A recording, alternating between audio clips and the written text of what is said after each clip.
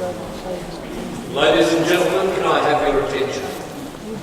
My name is Paul Creasy, and along with Rosemary Carter, I'm one of the ministers here at Church for All Nations. And I'd like to start our meeting by acknowledging we are meeting on Wurundjeri land, the Kulin Nation, and paying respect to elders past, present and future. It is a great night to be here. Thank you for coming out on a cool midwinter Friday evening. And we have two esteemed guests with us today. Don't go over. I did say if I slip and call him Andrew Ollie by mistake, he would take that as a case of flattery. Yes, but Andrew totally West, undeserved. Anyway. Andrew West is here to join us this evening, known from Radio National, and he runs the Ethics and Religion program. Religion and Ethics Report. I should read my notes. That's right. But it's lovely to have you with us. And Janet McCalman, who is well known to many of us here locally, and she is from the Centre for Health and Equity. That's changed the name, I'm told, from Melbourne University. And so let's give a warm round of applause to welcome our guests.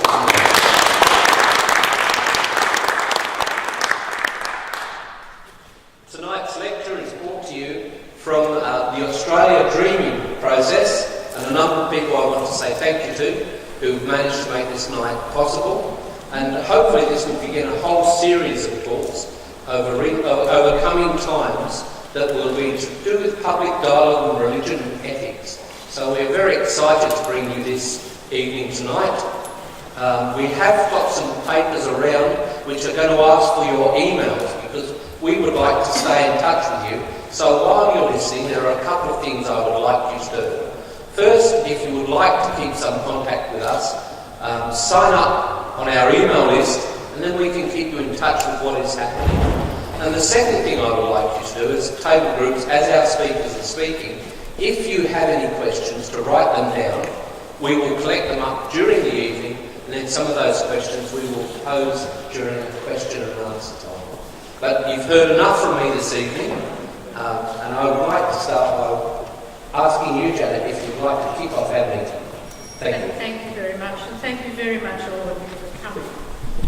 I think that I really need to start this conversation with some numbers and ask Andrew to reflect on the new profile, the new faith profile of Australia as revealed in the census. Has been a significant change. I will do that. I just want to say I'm really flattered to be here tonight talking. I think this is a great initiative. When I mentioned to Brian Howe that I was going to be in Melbourne for a few days, and he mentioned the Pilgrim Institute that you're trying to initiate, and he asked me if I'd be part of this, I was, more than happy. I was thrilled to be part of this. It's a great initiative.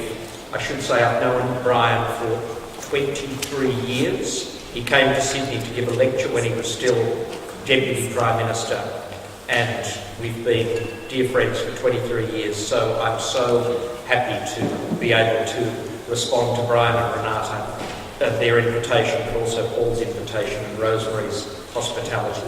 So I just did want to say, the last time I was here in this church was for the 50th anniversary of Brian's ordination as a United Church minister, and I always make a habit of mentioning someone who I always thought exemplified the best in our politics, and we haven't seen that in a very long time.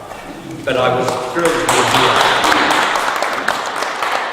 here then, and I'm thrilled to be here now. So Janet, what were the figures that were rolled out a month ago? Well, they show that 52% of Australians identify as Christian, a very sharp drop from just 5 years earlier when it was 61%.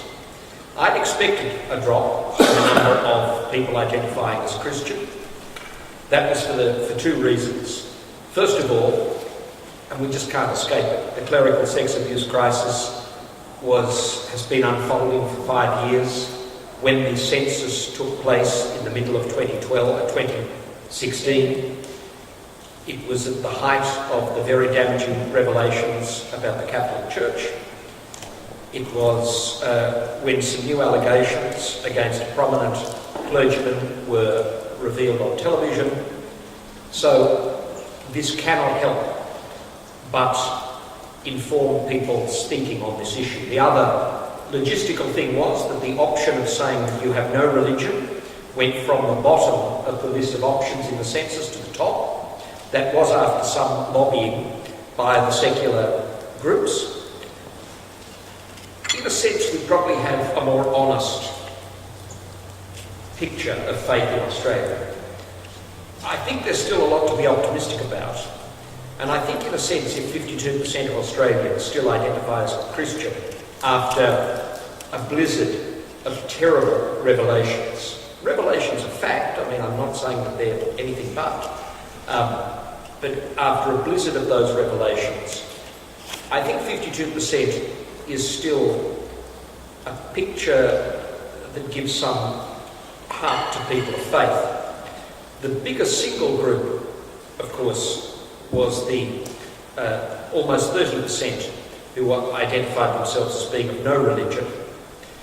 This is a very common trend. In the United States, the nuns, as they call them, the NESs, are now, I think, the second biggest group after Catholics in the United States.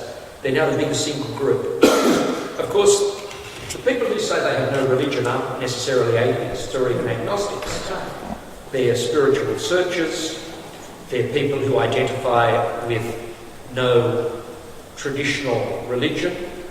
They do, of course, include people who are agnostics and atheists, but it's a mistake to read that 30% of people have no faith at all.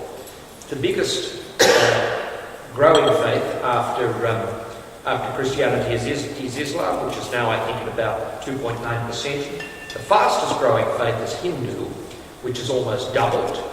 These are, of course, due entirely to immigration.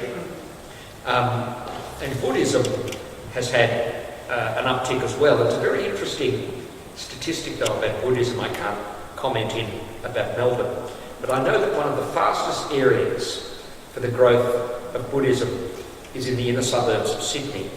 But of course, there's not a very big Vietnamese community there. It's thought to be, and these are very white communities in the inner suburbs of Sydney. It's thought to be a growth of sort of Western Buddhism. Westerners seeking what they see as the harmonious spirit of Buddhism. So we're looking, I think, at a much more honest picture of faith. In Australia, I won't be surprised at the next census if Christianity drops to below 50%. Of course, in a sense, practicing Christians are very much a minority. And there's a school of thought among conservative Christians, the realistic conservative Christians, the clever conservative Christians who say, yeah, we are a minority, let's acknowledge that we're a minority, and let's seek the same rights and protections as any other religious minority. Well, if you look at the census figures at a local level, certainly a minority for this congregation in this church. In fact, the no religion in Carlton was nearly 50%. Yeah. So what's interesting is the class distribution and the age distribution of the no religion. And that it's young people, particularly, and educated young people, who have drifted from the church, even though a lot of them would have gone to church schools. So we're seeing a different sort of shift, I think, with generations. And I was just wondering if we can reflect for a bit on the losses of faith. Yeah. The loss of growing up hearing a lot of the fundamental tenets of Christianity, particularly the Beatitudes, particularly the letter of Corinthians, particularly all the injunctions to live for others and outside yourself. And the force that's been really undermining all this has been neoliberalism. Yeah. And the enemy of faith, above all, has been rampant capitalist neoliberalism, focusing on the individual. Yeah. It is that. It is also the cultural shift to them. I noticed that there was a letter to the Sydney Morning Herald in which someone I thought I recognised the name, but it was someone pretty predictable, who said, look, of course, people are moving away from any doctrine that elevates guilt over pleasure. And I think in the late 60s, and especially in the early 70s, after those critical revolutions in racial, civil rights and women's rights, I wonder whether, I don't say it conclusively, but I wonder whether that then drifted into a form of individualism and the idea that anything that made us check our behaviour, that think twice about our behaviour, this is perhaps quite a conservative part of me, despite other views. I just wonder whether we've rebelled against anything that made us think twice about our behaviour, and that if religion made us feel a bit guilty, well, that was a terrible thing, because we should never feel guilty about anything. And I do wonder, I don't agree with that. I think there's a very healthy role for guilt and repentance and for checking our own behaviour and checking our own individualism. But I agree with you, Janet, that it was hugely as a result of neoliberal economics. But I do wonder whether at times sort of cultural libertarianism and individualism itself licensed neoliberal economics. It is not to me a coincidence that they both started to arise and gain some credence in the early 70s. Well, you see the rise then of radical politics that has nothing to do actually with class and social justice. Yeah. So it's the detaching then of middle class radicalism from a commitment to the needs of the poor, the rights of the poor, the rights of workers and so on. So you see a split, so you can be progressive, but at the same time be spending most of your energy defending your class position, the value of your property, your position in society. So, which is contrary to what a Christian, I think. I agree, absolutely. I just want to make another point, though, about the sort of young versus age thing. Young versus old. It doesn't trouble me in a sense that a lot of Christian congregations are older, because it's no surprise that the older people get, the more they think about mortality and the more they think about what comes after mortality. I'm not so much troubled by that. I think, in a sense, there is some data that shows that people do return to faith, or having never actually abandoned it, return to a more active practice of their faith as they get older. There are many logistical things, and the National Church Life Survey shows us this. There are many practical and logistical things that mean that people put their active faith lives on hold, and that is often raising a family. One of the things that churches have always had to grapple with is how do you, at a time, and this has been especially the case since the 1990s, when people effectively have a 6-day working week, because Saturday is a day, especially if you're a middle-class parent who's invested a lot of time in your kids' sport and cultural activities, then Saturday is another working day. So how do you then rouse everyone on a Sunday morning, a large or even regular-sized family, and get them to church on a Sunday morning? So, in a sense, there's always been, a period of religious hiatus in some people's lives. And there's very often this sort of gap from people in their mid to late 20s to people in their early 50s. And it's that family formation period, I think. Yeah, I'm looking back to when I was interviewing people for my second journeys, which was looking at a cohort of people who went to 4 church schools in Melb, and following through their life course. Now, none of them talked to me about losing their faith.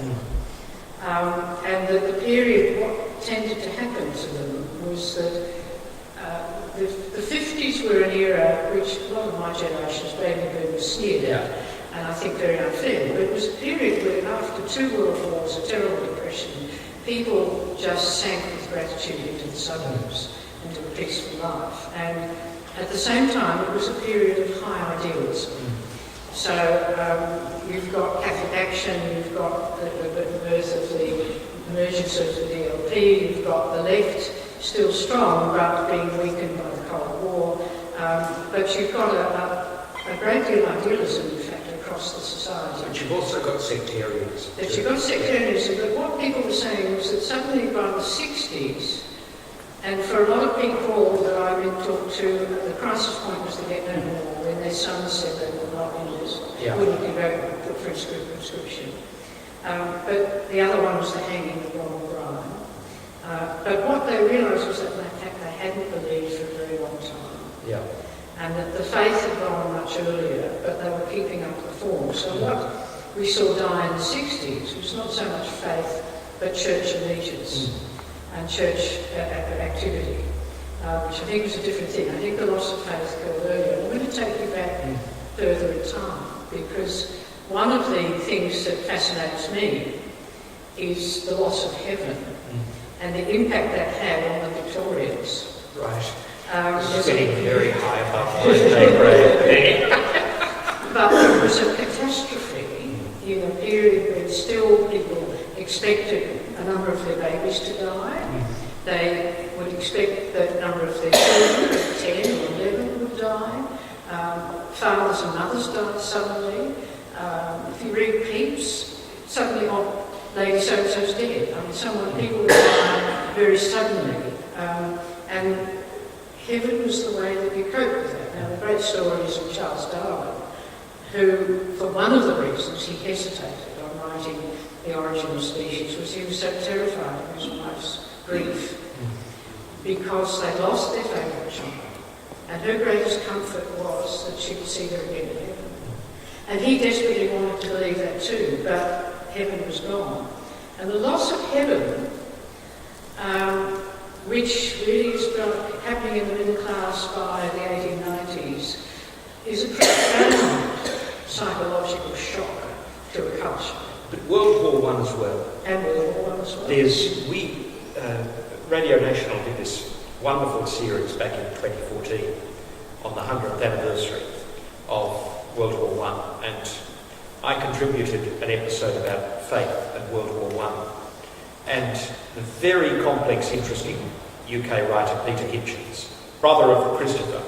Peter's often written off as a sort of, reactionary Tory far from it, a much more interesting figure. He's done a lot of research on religion and World War I. He dates the diminution, in fact, he says the end of Protestant Christian England to World War I. And he said it had a lot to do with the fact that the Church of England signed up to the cause of World War I, and that many of the established religions signed up to the cause of World War I. There were other things that, more doctrinaire Protestants couldn't pray for the dead, and churches wouldn't permit prayer for the dead in the more doctrinaire Protestant churches. He says this is and he just looked at the numbers, and he traces the beginning of what he says is the end of a sort of Christian, or at least Protestant Christian dominance in Britain to World War I, and that shattering, and then of course compounded by World War II. But I think I take your point. But I think World War I is also enormous. Yes, I agree with that. But the other big shock of the census was 1851, when they discovered that half the population of England didn't go to church and didn't believe. Yeah. And that religion was a preserve of certainly a few small specialist working class areas, such as some of the miners in Wales, the Bible Christians in Cornwall, Yorkshire and so on. But essentially, the poor were a-religious. They might have to go to church in the village, but they stood at the back. They weren't talked to, they were patronised, they did not engage, and the church had failed them completely. And there's this second half, really the last quarter of the 19th century, and Ken Inglis wrote his first, his second major book on this, which was his doctorate at Oxford, sees the churches now trying to find a way to reach the poor. And they try all sorts of things. And one of it is the missionary activity in the East End. and the other ones become also that there's in some ways the Catholic Church does it best with Carlton Manning, but the one spectacular one was the Salvation Army. But General Booth is a brilliant account of the Salvation Army. General Booth was a shocking person, really, and it was his underlings who turned the Salvation Army from a showpiece into a great social welfare organisation. But essentially, they failed. And the one organisation that caught the faith of the people was the Labour Party. It was the Labour Party that gave people a moral compass, that gave them a sense of being looked after, that gave them a sense of doing things together and some hope for the future. People who were very poor weren't interested in heaven. They wanted actually to eat better tomorrow. But wasn't, I mean, it's interesting in the sense that the Labour Party was undergirded by a lot of religious principles. It's no coincidence that in 1891, I say 4 great things happened. Carlton was born, the Labour Party was born, the Fabian Society was born, and Rerum Novarum was published. And I think there's a lot, I'm an Anglican, but I think there's an awful lot in that Catholic social teaching of Rerum Novarum, which of course we all know was actually designed as a bulwark against Marxist socialism. But there's a lot in that I think Labour social teaching drew on. I noticed that Race Matthews has just written a book about distributism and its influence, particularly in the Victorian Labour movement. I think there's some influence as well in the New South Wales Labour movement.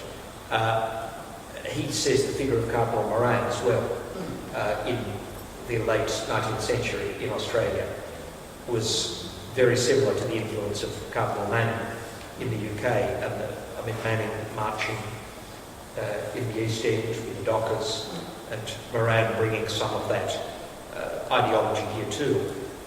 And then there was the whole birth, I think, in the early 1900s of Walter Rashenbush, the social gospeler. I can never quite get his name. Rashenbush, I think it was. Also, I think, very influential in social democratic parties. I'm going to take it back even further. So we're doing history in this sort of notes, I'm sorry about that. Underlying our sense, and I think things which have come through the left around welfare state, around the responsibility we have to each other, about a shared responsibility for the poor, and stewardship and so on. Those ideas, in fact, go right back to fundamental Christian views about the spiritual obligations of charity. And one of the things which historians are only now really beginning to understand and to be able to, with a great deal of very careful research in the archives, being able to show worked, was that when, with the Reformation, the abbeys and monasteries were dissolved, that with that went the Church's institutional response to destitution, because it was the abbeys and their monasteries' responsibility to take in the destitute and the dying. And in France they had the Monde Vital who took them in and so on. And it was the towns all had in Christian Catholic society an obligation to look after the poor. Now, after Henry VIII dissolved them, they left with the problem of social order and the fact that there was no organised means of giving alms. So the 1601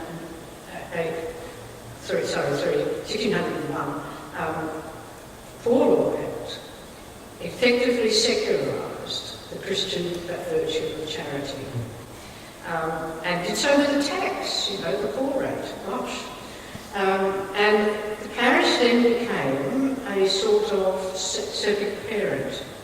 And the parish, and you had, from when you were birth in the parish, an entitlement for life. And people were still claiming that in England at the end of the 19th century. Someone might spend their entire life working in the south. They'd go home to their birth natal parish in old age, because there they had an entitlement by birth to being looked after in old age.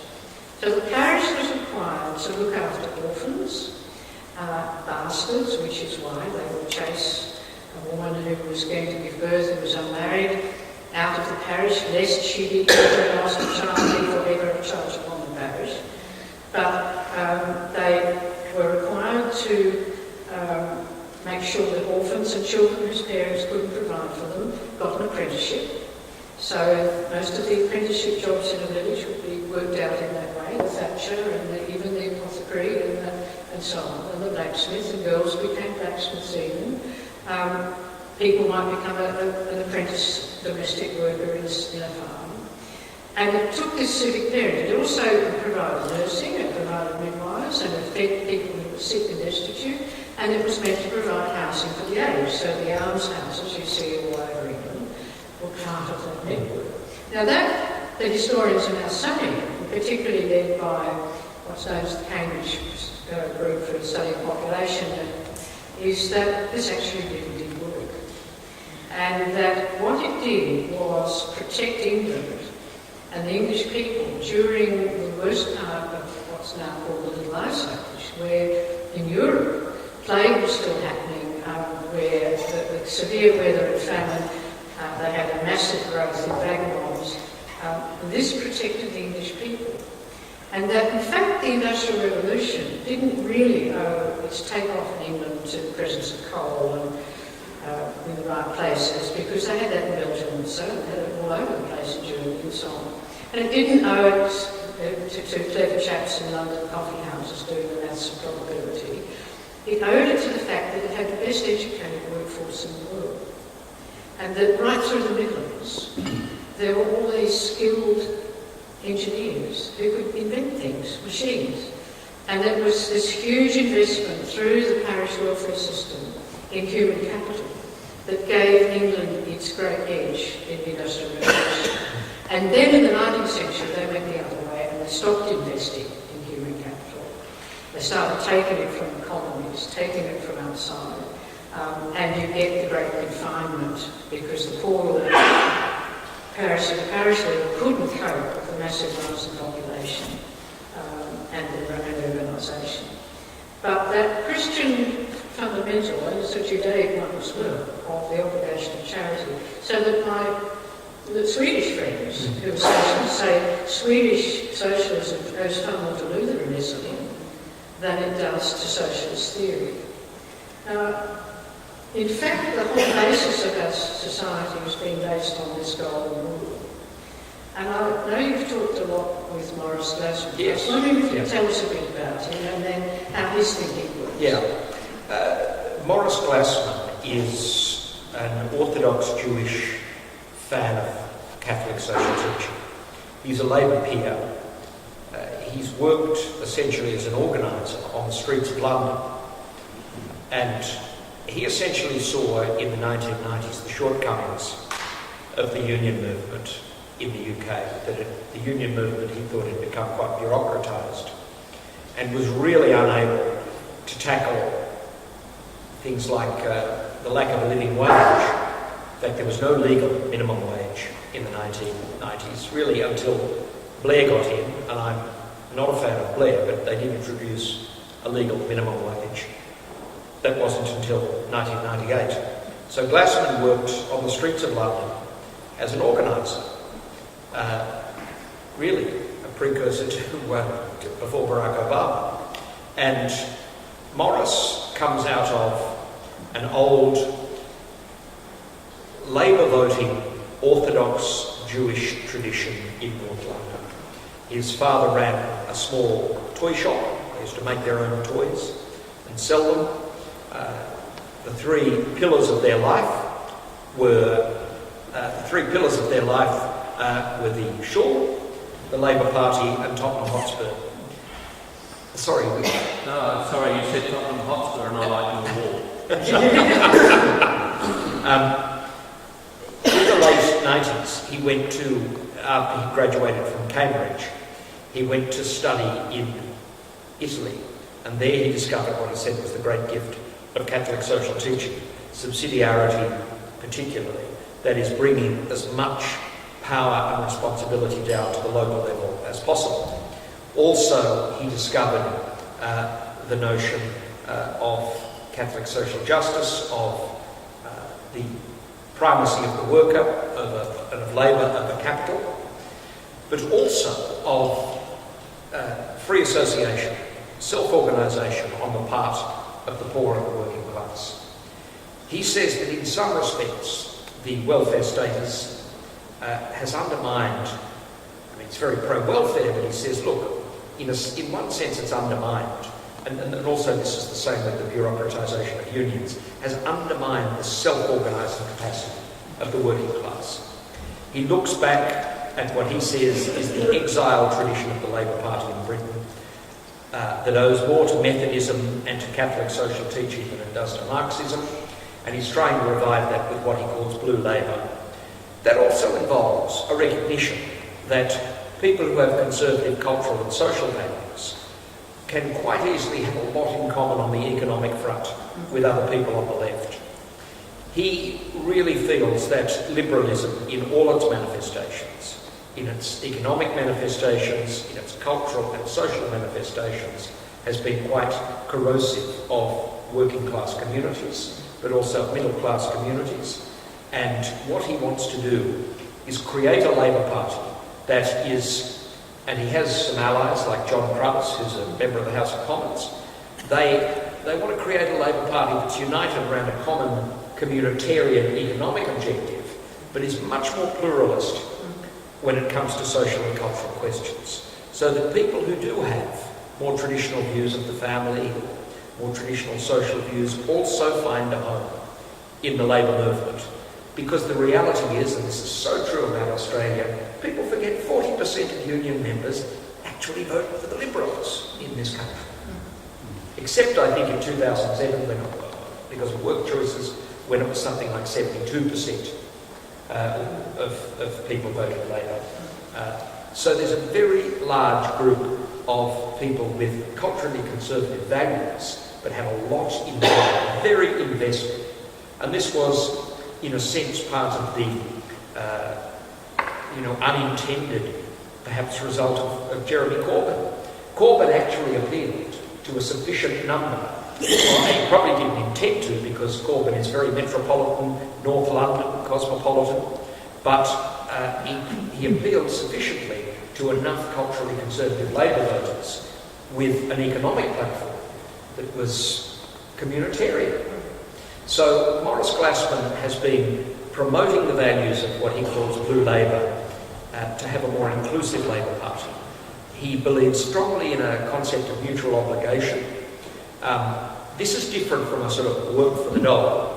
Morris says that if you're in receipt of a benefit, your mutual obligation may simply be to go and visit your mother, who lives in another town, and it may be that you simply go and visit someone who's housebound in a nursing home or a hospital or housebound as part of your mutual obligation. But he's pushing, as I say, he's pushing to restore what he calls Labour's exiled tradition. Where it's controversial is his positions on immigration. He points out, and I think he's got a lot of credence on his side, look, I've worked in London's multicultural communities. I've worked alongside Black, Asian, Muslim, South Asian, East Asian, African, Latin American communities in my work as a community organiser. I've brought people together in rooms where we agree on nothing except the minimum wage, where we agree on nothing except better building codes so we don't see something like the Grenfell Tower disaster.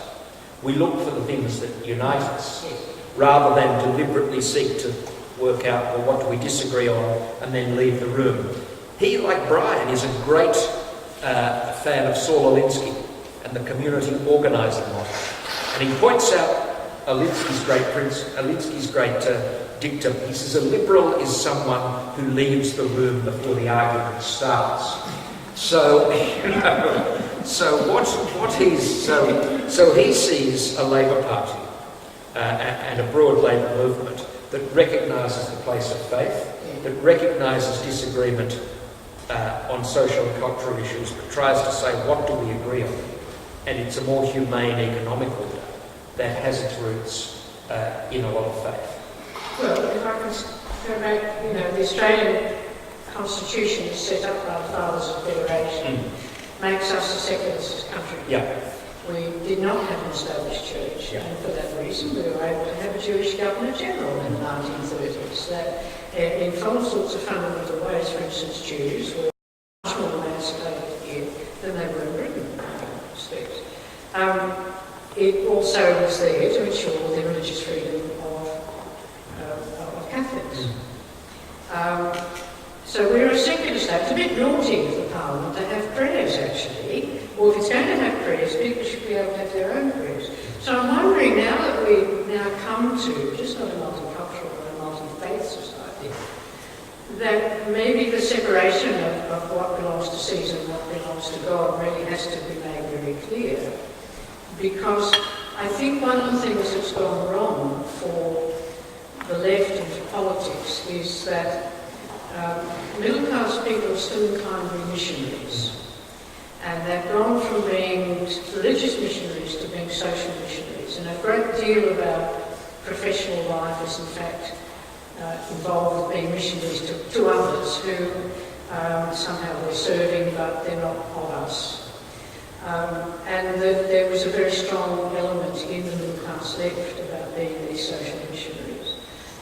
And what it did was, what I think, was also detached values, and the cultural values became the benchmark of being progressive, forgetting that it's actually about bread and butter and housing and schools and proper health care and tax and human rights and tax and actually respecting each other and so on. I mean, it's like the last state election in the WA where they said we're not going to engage in cultural politics anymore. We're not going to talk about, we're going to talk about unemployment, we're going to talk about the fact the economy is tanked in WA, we're going to talk about inequality. And maybe this is really, in a sense, what Morris is guiding us towards. And the other thing which I think is really important is the way that he, as an Orthodox Jew, actually found it easy to talk to other faith organisations. Including leaders of the East London Mosque, which is a pretty hardline mosque. Yeah, and the thing is that what the great religions all share is the golden rule. Yeah. So the fundamental principles of the care of strangers is there in all of them. And this is our common ground as an ethic. Yeah. And that's what can unite us. But at the same time, the business of Caesar, of government, is about housing and schools. It's not about private life. There's also been a tendency, though, I'd say in the last 30 years, to push politics into those domains in life which I think are more appropriately personal. So, you take this argument that's raging. I don't know the status in Victoria well enough, but I know in New South Wales there's argument that's raging about religious instruction in schools, special religious instruction in schools. Now, from where I sit, if parents wish to and consent to allowing their children, and parents have a right to try to pass on their faith to their children will reach an age of reason where they may agree and stay with that faith or disagree and leave that faith. But nonetheless, I think it's an appropriate thing for parents to want to pass on their faith to their children. And if they consent to their children without any coercion, spending half an hour a week in a religious instruction in their school, even in the public school, I find that very hard to see how that, I find it hard to see how that's an undermining of the secular mission of education, as long as it's not coercive. I think there's a very strong place, by the way, for general religious education in schools, where, given the trajectory that the Pew Research Foundation has charted, shows that the world, forget Australia, but the world in which we live is becoming more religious. 85% of the world's population identifies some form of religious faith. And of course, the fastest growing place for Christianity is in China, the underground church in China. So I think there's a huge argument, a compelling argument for a general religious education in schools, comparative world religions. So I think there's been an unhealthy push of politics into the personal realm. And I'd like to, and I think, that's been quite damaging, because I think a lot of the cultural left has been at the forefront of that. That's right. And people are pushing back, and people push back against that. People say, we will liberalise in our own time, at our own pace. We'll change our views based on our experiences with our friends and families. That's why there's been such an enormous growth in acceptance of LGBT rights, but I think it's come, as Robert Putnam, the great American sociologist, writes, it's come through the so-called Aunt Susan effect. You discover that Aunt Susan, this is the example that he gives, Aunt Susan's friend, whom she's had for 40 years, has been more than her friend, but she's still Aunt Susan and we love her, and nothing's changed. Well, this is the sort of organic Aunt Susan effect that I think has broadened, and liberalised people's attitudes on LGBT issues. I don't think it's the force of a sort of hectoring force of government. And unfortunately, I think, some on the cultural left, I always distinguish the traditional left, have been at the forefront of that. Yes. And I think it's been quite corrosive. Paul wants to. I think what I'm going to do at the moment is call a break here. Yes, we're going to have some sweets, so there are sweets available and they will be brought around to you. A very stimulating discussion. Well, I hope it's going okay. So we can stimulate while we eat our sweets, including our speakers, and then we will come back for a question and answer time. So I hope you've been writing some of your questions down, and they will be collected up during this time. I will say that in October we are looking at our conversations that make a difference at a new eco-theology. And we have David Crowley and Ian Barnes, who we are hoping to be here at that time. So if you wish to be continuing these conversations, please come along. And if you find yourself being a bit waylaid around about Sunday at 10 o'clock here at the Church of All Nations, a church that has a long history and commitment to social justice, may I say you are welcome to come and participate in our time of worship together. And there's the ad. But please make sure you do sign our email list before you go if you wish to receive contributions. Please feel free, including speakers, to go and have your sweets at this point. Thank you.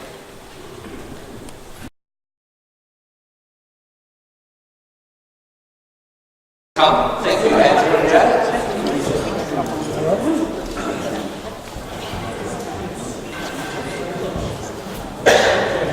After being spoiled by that magnificent supper and sweets. And while you're just getting mic'd up, I'm going to hand over to my colleague, the Reverend Rosemary Carter, who's going to start off by bringing us some questions. We got a lot of questions, so thank you very much for that. And I'm not going to, we just have not got time to do all of them. So Paul and I have just decided that we're going to opt for 3. And the rest may indeed become the ammunition, if you like, for future explorations, because there's some really good questions amongst them. But we are very aware of time. So, once the technology is worked out,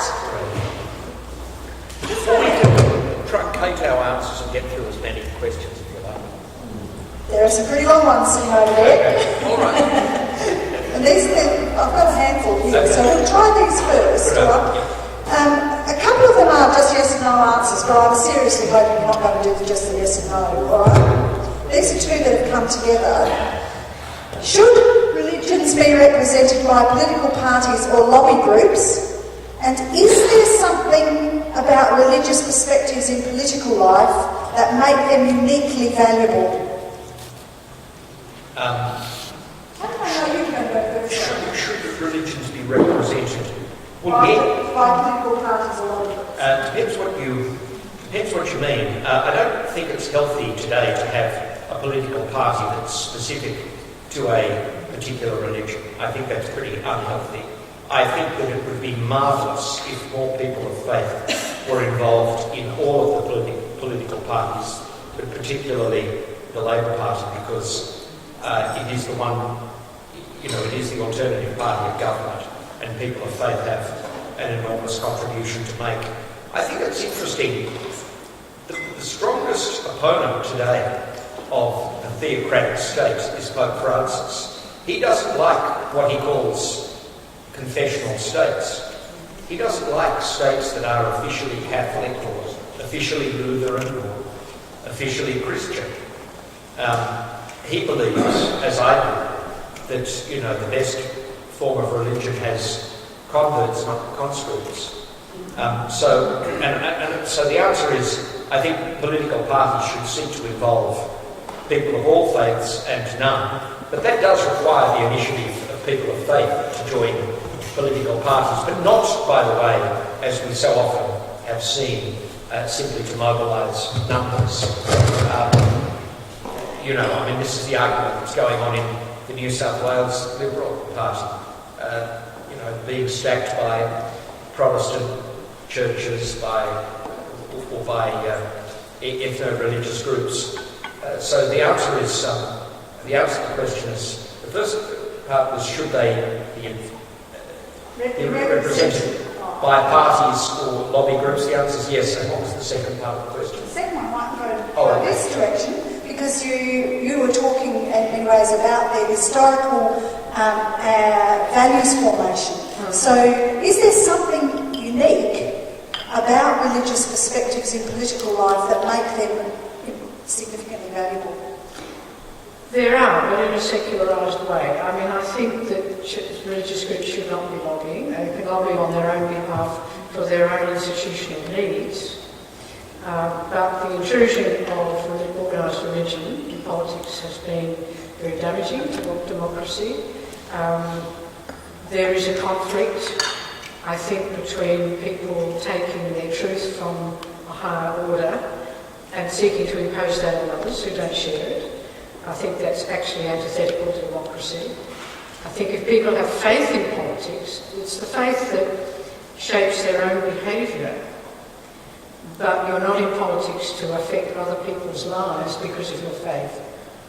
And in some respects, I think we've got too many religious people in Parliament at the moment, of the wrong type. It's become a thing that, in fact, parliamentarians are more openly, professedly people of faith than the general community. And so, as it is in America, you've got to have your credentials. So I actually see there's a very big conflict, and that over time it has been very damaging, and still is. Now, the values, the universal values of service, of care for strangers, of our mutual obligation, and that's something we share with other religions if you're Christian, then I think that's fundamental to a good society. It's something that's emerged and come really pushed from below. It's not been something the upper classes or went to church imposed on everybody else. These are values which came from below, from the Labour movement. Yes, of course, affected by Methodism, but what Methodism did for the Labour movement was not so much the values as teaching the skills. That it taught people how to run meetings, how to organise things, how to speak in public, how to read and write. The Brunswick Methodist Church Sunday School was the most effective educational organisation in Brunswick for a long time in teaching reading and writing. And so you've got to distinguish between what belongs to God and what belongs to Caesar. And we are, as a world, becoming more and more religious. We are threatened in every religion by fundamentalism. And that is a very real danger to democracy, because here are people claiming that authority outside secular, ordinary society is superior to the rule of law and to the rule of Parliament. And so I think there's actually a danger in this. Yeah, I actually have to respectfully disagree with Janet on that, because I don't think it's common for politicians in Australia to talk about their faith. I think we only think about it because 2 of the last 4 Prime Ministers, Kevin Rudd and Tony Abbott, were much more public about their faith. Julia Gillard was not. In fact, she famously said that she didn't have an active faith life before she declared herself to be an agnostic. Malcolm Turnbull never discusses his faith. Morgan Keating never talked about what Hawke didn't have a faith, although he was, I think, imbued with a missionary spirit. Keating never discussed his faith. Fraser didn't. Howard did. Very, very rarely. Oh, but that was Very rarely. Howard. Yeah, very, very rarely. Howard very occasionally allowed himself to be photographed going into the Anglican Church in Lavender Bay. It was really Rudd that resurrected the idea of a public faith when Rudd used to hold press conferences out the front of St John's Anglican Church in Bulimba on a Sunday morning, which many people in the church weren't happy about.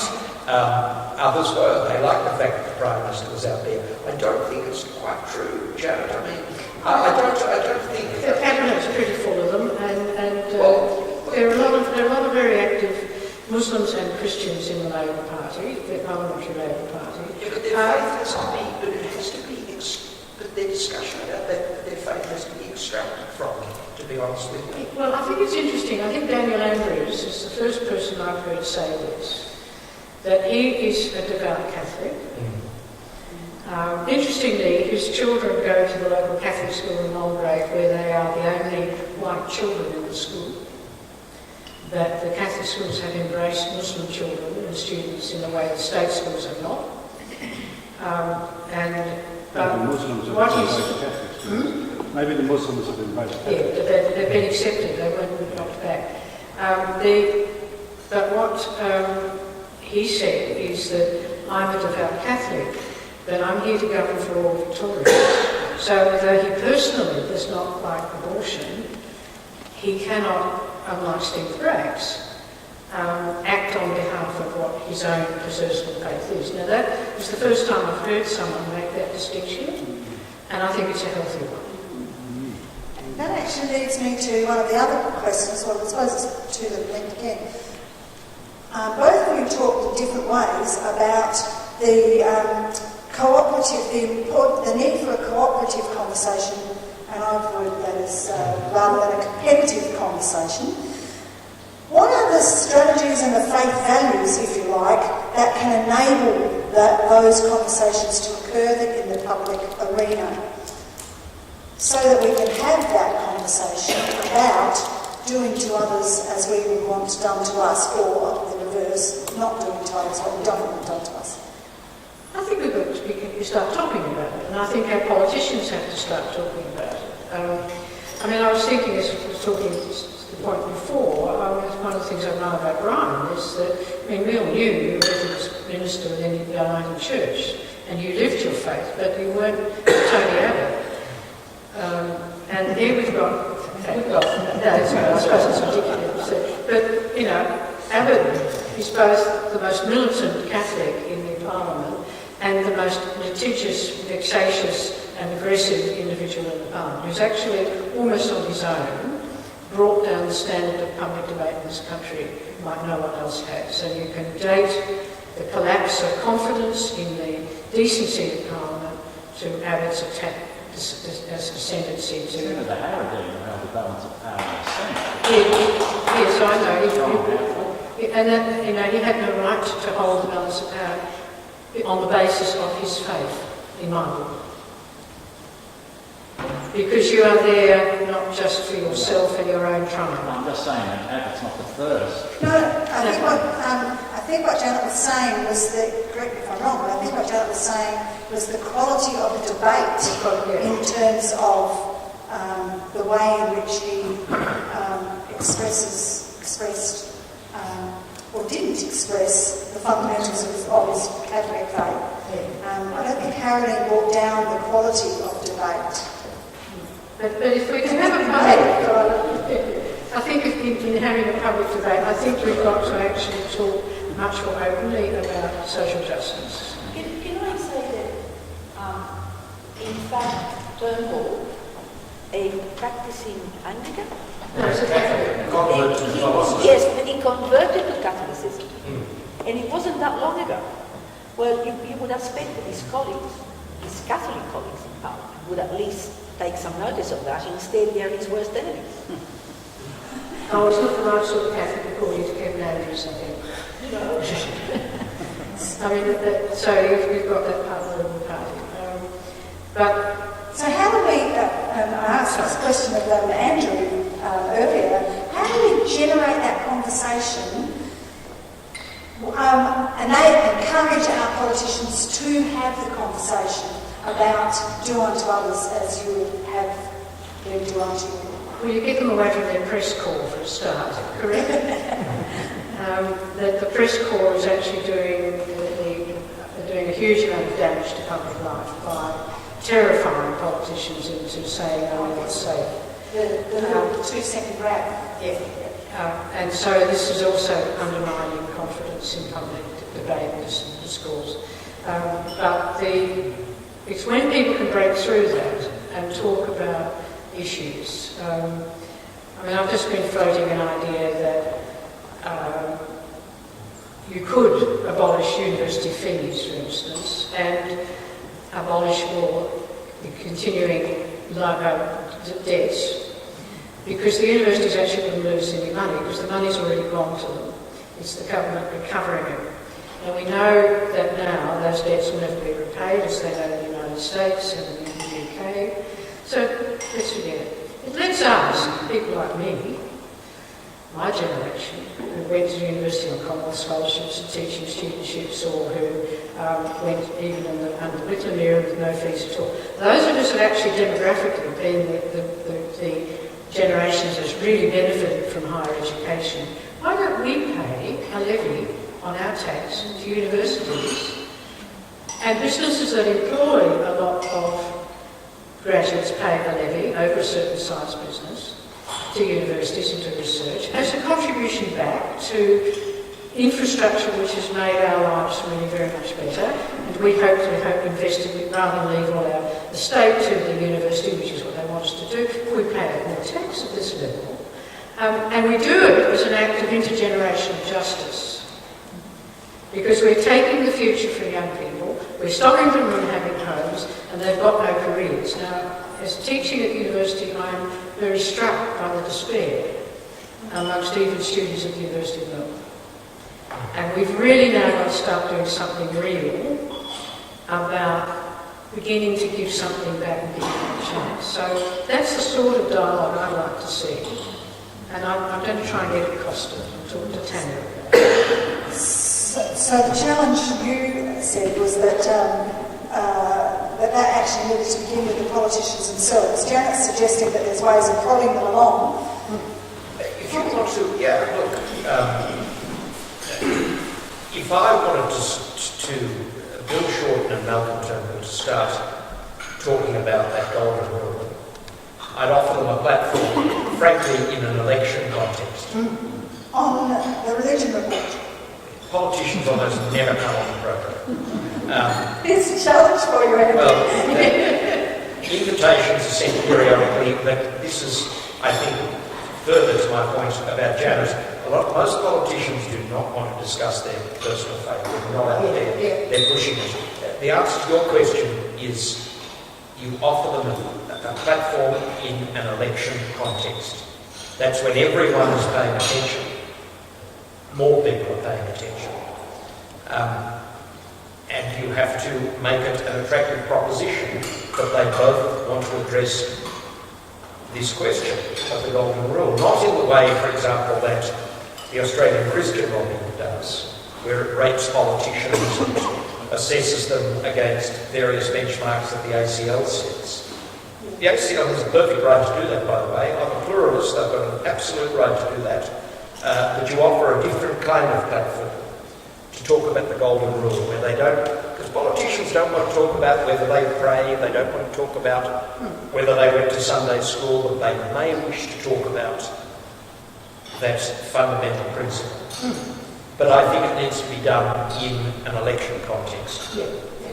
I think we need to round up at this point. There are a lot more questions, and I think that last comment actually began to answer one of the questions that's specifically a Uniting Church question, and it gives us a little bit of ammunition, if you like, in this place for our next political conversations when an election is coming up. So I think we'll keep that in mind. Just wonder whether we would like to make a simple, short comment about the potential of Pope Francis's Laudate Si to shift young people's perception of and interest in Christian faith. That public document, do you think that care has... about common home. Yeah. It already has. It's been enormously mobilising of young people, of young Catholics in the United States, also in Latin America. For obvious reasons, he's a Latin American Pope. There's some signs that it has mobilised disenfranchised or disaffected young Catholics in Europe. And in Catholic schools in Australia, it is being taught. It is a papal encyclical, it is being taught. Whether it mobilises young people politically, I don't know.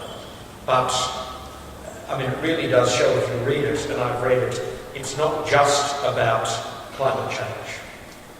The thing that is most comprehensive and impressive about it is that it links climate change and poverty. Yes. And it points out the glaringly obvious that it is always the poor and the most vulnerable who suffer the most from climate change. And that, I think, is having a very significant effect on young people who are reading it and being taught it.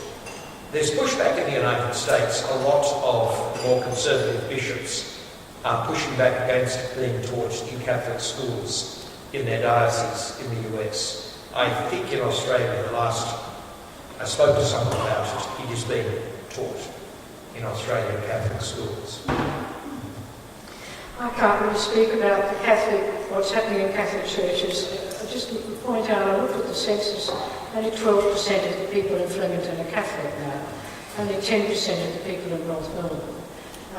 We're actually seeing a collapse of the old Catholic population, and the schools are dying with it too. But there is a hunger in young people for idealism, for something to believe in. We have neglected them dreadfully in not teaching much history, because one of the things you really learn from history is how people have done stuff in the world, how they've changed things, how they've organised, how they've made governments or countries or fought wars. And all of that learning about how you do things, they've been denied, so they don't know how stuff is done. Somehow some miracle leader has to come and make it all better. And that's not going to happen, or if someone claims they can, they're going to be evil. I think that one of the things I'd like to say at the end is that one of the things that I've thought a lot about while doing my book on the middle class, which is really a book about a generation for whom faith was central to their lives, was about goodness and how much it used to matter to be good. I don't mean being pure, I don't mean being goody-goody. I mean that just the goodness of being kind and understanding and doing things for other people. And I think somehow we need to get a dialogue back about goodness. Is it Christ that gives you goodness? That's been, for me, that's the most powerful thing in the Christian message.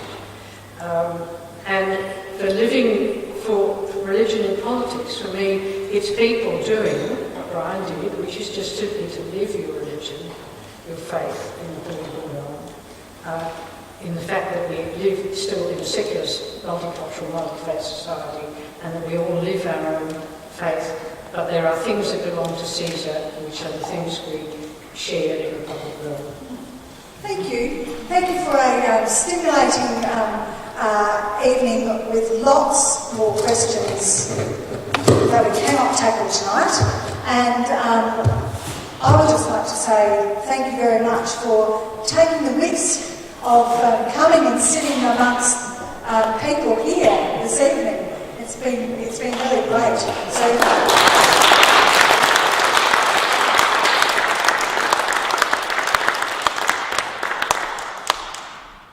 Small token. So you never guess where it's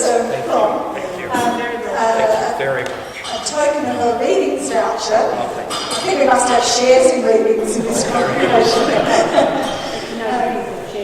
Meetings have shares in us, that's probably a better way to put it.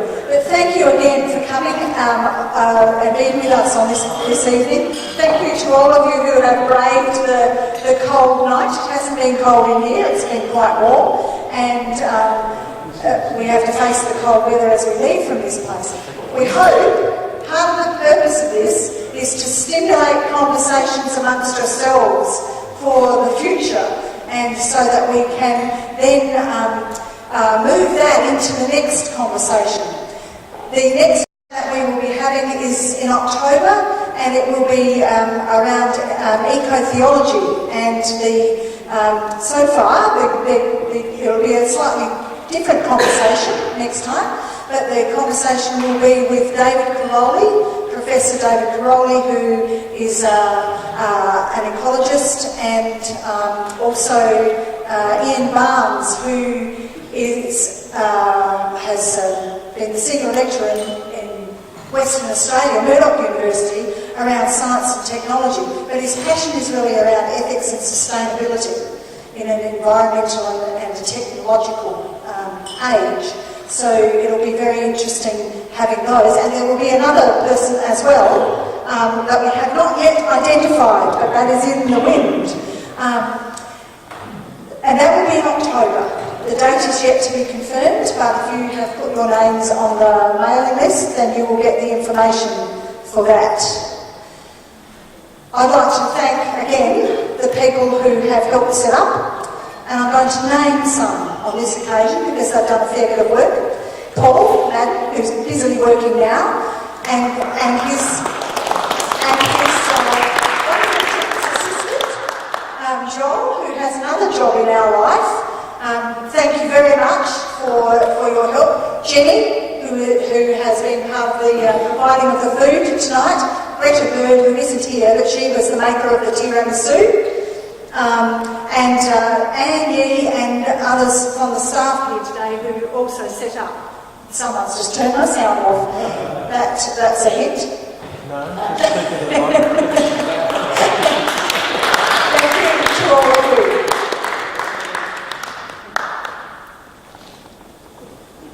My last instruction is please make sure you're on the mailing list so that we can keep them informed of everything.